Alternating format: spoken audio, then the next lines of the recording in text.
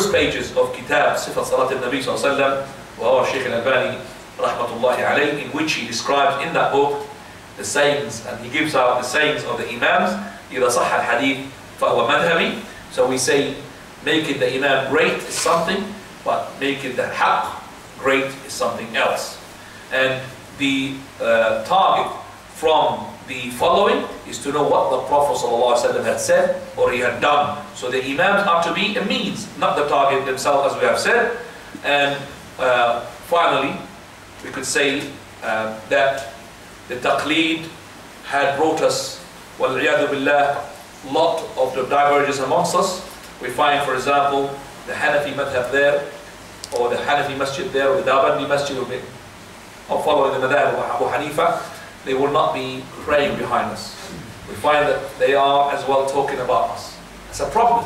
We should not have that problem. We should be united. And how do we unite ourselves? Do we unite ourselves with the Shafi'i? And the Hanifas will not be following us. Oh, Hanbali, they will not follow. They will be Wahhabi.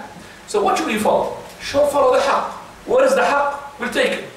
Verse from the Quran, hadith of the Prophet ﷺ, we will follow. That's how it is. We might differ, but that differs is upon the proof. Not because Abu Hanifa said so or Imam Malik said so. Yes, Abu Hanifa said so, but in that issue he is wrong, because we have gathered the knowledge from Imam Shafi'i, Imam Malik, and Imam Hanbal, Ahmad ibn Hanbal, and we know that Imam Abu Hanifa had done something wrong. And I'll give you the last example, which the Hanafis can't argue regarding this issue, which is the wine. Abu Hanifa rahmatullahi alayhi, he says that the wine which is made out of not the grapes is to be halal as long as it's not makes you drunk. So the beer which is made out of wheat or barley, or the wine which is of al-kufa made of dates, is to be halal as long as it doesn't make you drunk. And that's in the books of the Abu Hanifas. It is there. But the Hanafis, they don't really talk about that issue. They don't want to know about that issue. But they say that. And this is, we say, Abu Hanifa, if he said it, he is rewarded because he made ijtihad. Because he had so many athar, so many narrations from the companions to say that they used to drink that wine which is made of what? Wheat or barley. So he said, I will cut off my neck rather than to say this haram, and then I'll make those companions to be fasiqun, corrupted. That's why he was defending the companions. But he didn't know that those narrations to be authentic. Or he didn't know that if that companion had done it, he doesn't know that the Prophet ﷺ, he said, مَا أَسْكَرَ كَثِيرُهُ فَقَلِيلُهُ حَرَامٌ. What too much of it makes you drunk, then little bit is what? Haram. Even a drop is haram. He didn't know. So if that companion, like Jabir ibn Samurah, that he used to sell alcohol. He never knew that the Prophet ﷺ cursed with the alcohol 10, with the wine. The one who sells it, he never said that. He never knew that. That's why we find him selling alcohol. And it's true.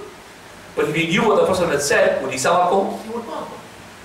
So some of the companions had done something, thinking it is correct, but it was not correct. And not to go for far, that those companions who had given a fatwa to one person who was in janaba, and he couldn't really make a ghusl with the water, he had an injury, a wound in his head, they told him, no, you have to make ghusl.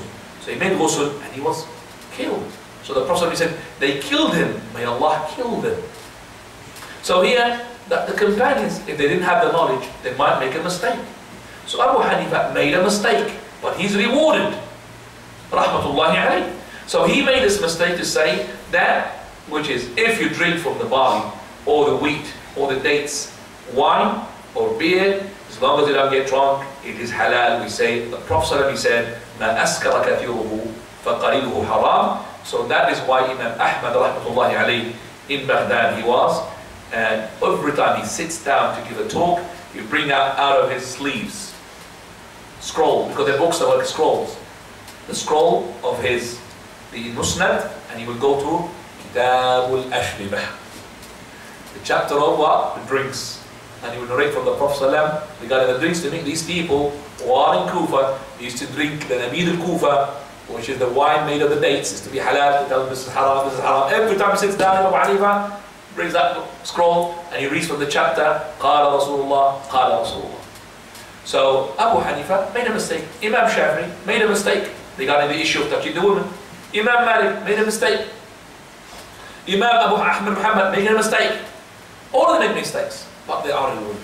إذا اجتهد الحاكم فأصاب فله أجران فإن أخطأ فله أجر. If the Imam is to make ijtihad and he was right, he will get 2 rewards. If he was wrong, he will take 1 reward. None of them are going to be sinned. Wallahu ta'ala a'lam. And if you have any questions, the last 5 minutes before the adhan. If you have any questions, please go ahead regarding the ittiba' of the madh.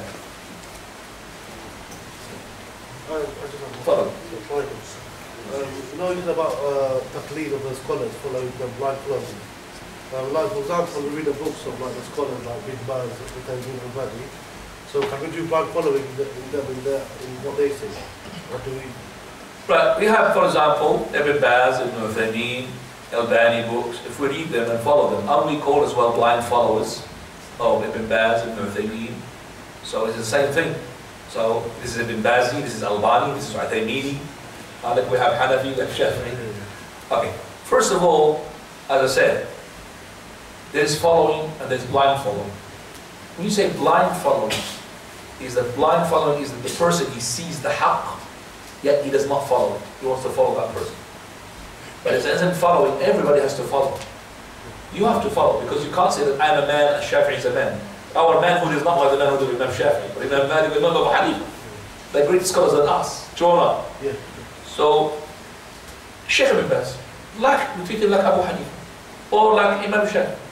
كل يؤخذ من قوله ويرد إلا صاحب الرد. So if I, for example, I read a mas'ala in Imam Ibn Baz, if I'm a student of knowledge, I know that this issue, Sheikh Ibn Baz says that this is the verdict, but I know that hadith is not with him, then I will say, I am not following with him. But, no, I'm going to follow him. You know why? Because I'm Saudi Arabian myself. That becomes blind following. Because, oh no, I will follow that person because I'm Pakistani. That becomes blind following. But if I don't follow him because of that issue, yes, I follow him because of his stronger proof, no problem. If you're a layman, then you could be following a person who is just giving you da'wah now from the table, no problem. But you don't know. But don't take that following. The following is to be deen, religion. It is a darura. Because I have no knowledge, I am making the taqleed. But not because I have to make the taqleed, or I can't die without even being Imam Shafi'i or Hanbali, I can't die without it. Because these people, you have to follow one of the 4 Imams who say it's wrong. I love the follow-up question. No. Okay, we might say, for example, we're from the Salafiyya or Salafis, so our manhaj is manhaj Salafiyya, but we follow Imam Ahmad bin Hanbal in fiqh. Because that's what I've been saying. I'm a Salafi. Okay, somebody said to us that we are Salafis, but we are Imam Ahmad in fiqh. Yeah. Well, first of all, you know when we say, for example, Imam Ibn Taymiyyah. Imam Ibn Taymiyyah, he says, Hanbaliyul Usul. He is Hanbali Usul. Imam, for example, Isam al-Balkhi, he said, Hanafiyul Usul. It's no problem to study your religion on a foundation of madhab. It's no problem. What is that? Like the way to approach the proofs is from a Hanafi point of view, or from a point of view of Shafi. No problem about that. But when you come to, for example, an issue or a matter, and you have a proof from there and a proof from there, and you say, well, in this issue, my Imam Shafi'i is not really as strong as the Imam from the other, and I'm following that Imam, I'm still on the Shafi'i principle, but yet I'm talking what? Taking that opinion because I find it was stronger than that opinion. No problem about that. So, coming to your question, which is, you say calling what yourself, or is it? Like, you might call yourself Well, Salafi. Salafi, I wouldn't say I'm fiqh Hanbali. I am fiqh Hanbali as Imam Ahmad said, إذا صح الحديث فهو مذهب. أسمع صوتا نشازا. Shall I stop? Or okay. So the person is talking while I'm talking, it doesn't work. So I'll start, inshallah, and then if you want. Okay, inshallah. Right. So I said there is no such thing madhab al-Wahhabi because none of us. They say, I'm a Wahhabi. Is there anybody who says I'm a Wahhabi? Is there anybody who can put your finger and say, I'm a Wahhabi? Only people labeled you to be Wahhabi. True or not? Even the Darbandis, our brother Darbandis, they are labeled Wahhabi by the Brahmins. You know that. Even the Brahmin, when he comes up to an insult to a person who is a non-Muslim, okay? Like I know a story which happened in India. There's a masjid there, which is a Brahmin masjid. and there's next to it is a Sikh shop. That person, he came to the Sikh shop and he was buying from him and he was happy with everything with his son coming, mashallah, it was good. So that Sikh shop somehow had an argument with this person. He wanted to buy something, he said to him, this price. He said, no, very cheaper for me. He said, no, this is the price I come. Come on, if you don't do that, I will make people not to come to your shop. He didn't refuse. So that person, he said, okay, I'll show you. So this Muslim came to the masjid, because most of the customers of that Sikh man is from that masjid. He said, this person became Wahhabi. So that rumor spread. Nobody came to the shop.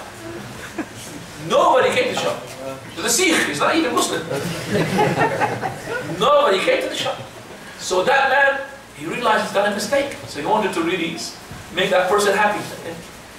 You know, please, whatever you want, I will do. Hey, khalas, this price, I'll give you even this as a hadith.